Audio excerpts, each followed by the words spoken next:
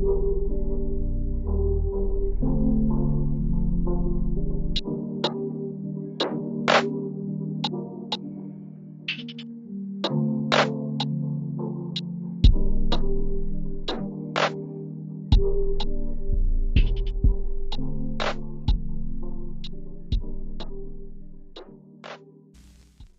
just a quick question before we get started.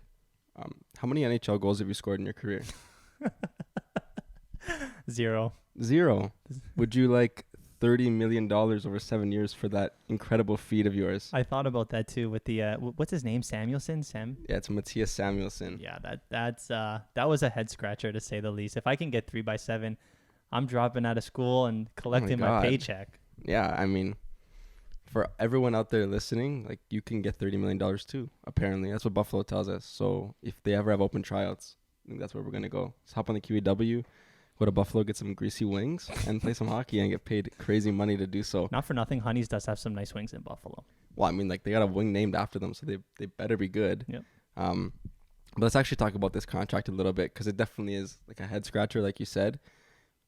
I've used the word gamble to describe Buffalo like quite frequently this offseason with Tage Thompson and just a lot of the other things they've been doing. But this is, I think, a true definition of a gamble. Yeah, I couldn't agree more. When they look, it's one thing to look at a guy's microstats and to say he's a good stay-at-home defenseman who might be worth $3 million in 4 years, and so this deal is warranted now. The problem is the sample size is just so unbelievably small. It's just not enough to be able to tell over 60 games whether this guy is a good second pairing stay-at-home defenseman. And not only that, like, it's so much worse because the Buffalo Sabres, like the position that they're in now, they just can't afford to give out another terrible contract. Like, after the Skinner one, after being bad for so long, after the Eichel thing didn't work out, like, at some point you need to start winning. And if this doesn't work out, like, they're going to be bad for a long time. If it doesn't work out, it won't look good, of course. But I don't know.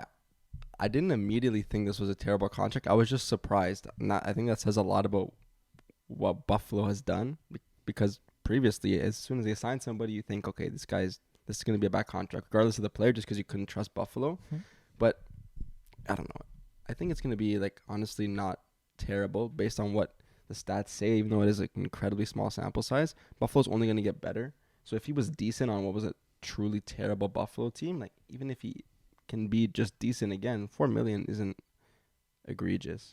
Okay, so not to put you on the spot, but you said the stats are okay. Like, what exactly is okay about it? Because when I saw him get signed, I didn't even really know who this player was too much. Me neither. Right? Because it was only 60 games in a small market. Maybe tell our listeners what is so special about this guy. I think he's...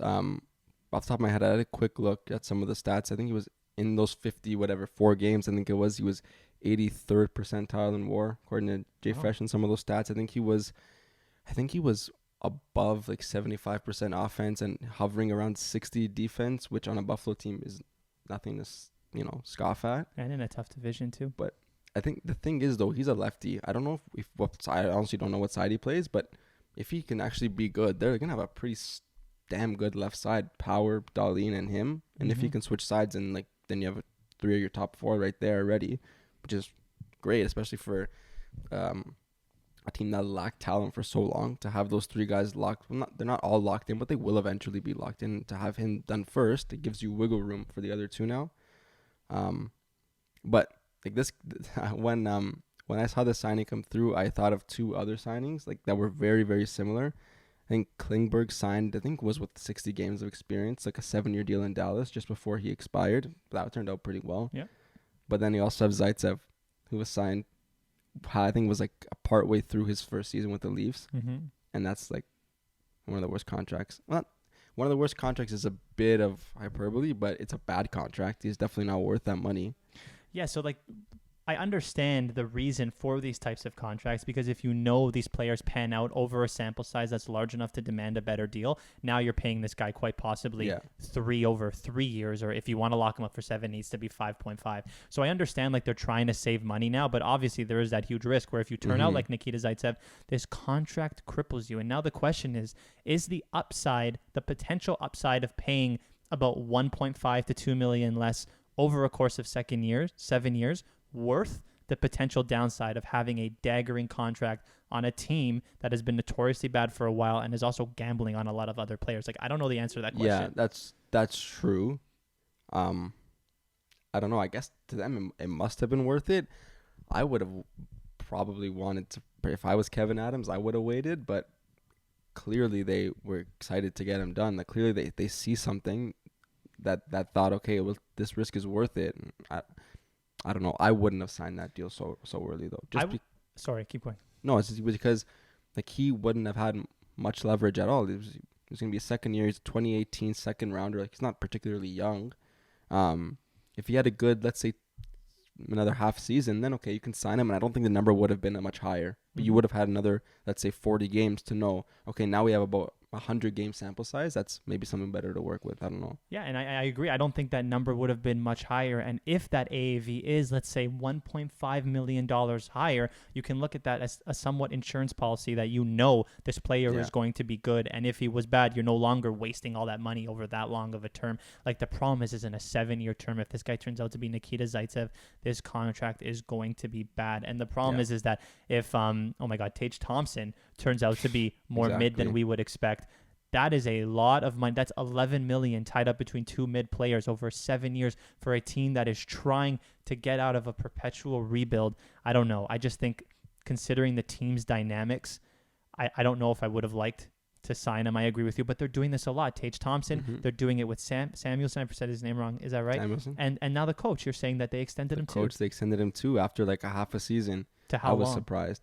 No, just 2 years. 2 years. Like 2 years for a guy who only had half a season of experience with this team is pretty good for him. But Buffalo seems to be locking down anybody who seems remotely good at their job, which honestly give them credit because it is Buffalo. People maybe don't want to work there, especially on a team that is still rebuilding. So if you have guys who you think are decent at their job, then maybe keeping them is good. But I mean, even under him, they had like relative success. I think the last, I don't know, maybe quarter of the season they were performing at a 100-point pace, which is great. But by then the season was done. No one cares. So if you're playing, like it's different playing beginning of the season where there's pressure and then at the end where there's no pressure. And the vibes were up in Buffalo. Like he got an extension because his vibes were good, I think, is really what it boils down to.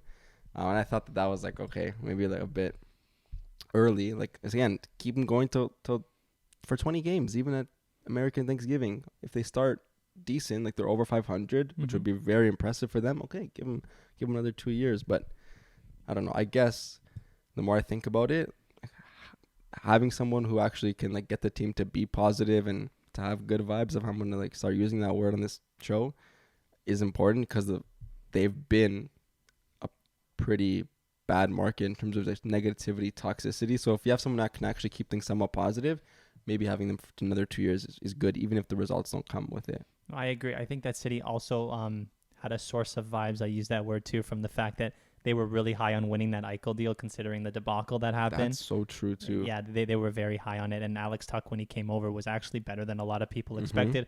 Was a hometown boy, clearly wanted to play there. I mean, yeah, if they're gonna ride this positivity, like we said, it can turn out to be very good or very bad. Not to be cliche, it's just that the term on these deals is very difficult. But hey, if this guy turns out to be a John Klingberg type of player over the next 7 years, is going to be severely undervalued. And stay-at-home defensemen are tough to find, and he might be one of them. Exactly. And winning that Eichel trade, I think, got Kevin Adams his extension as well. We didn't mention it when he signed because, well, we didn't think it was a huge deal, but now it makes sense to bring it up. And end of September, I think it was, he got a contract extension. He definitely, I don't know if he won that trade, but under the circumstances did very well because Tuck is I think is probably gonna be their captain, maybe. No, they just Okposo's their new captain. Oh, yeah, that's right. Okay, that's my bad. But either way, a leader for them, a really good player. They got Peyton Krebs too, who seems like he's going to be good. Yeah, I think he's leading them in the right direction. So I think you can probably understand why he got a contract extension. Thanks for watching. If you enjoyed this video, please hit that like button and subscribe for more content. And find the link to our full podcast and all our socials in the description down below. Also, don't forget to turn on those notifications to get live updates on new videos that we release.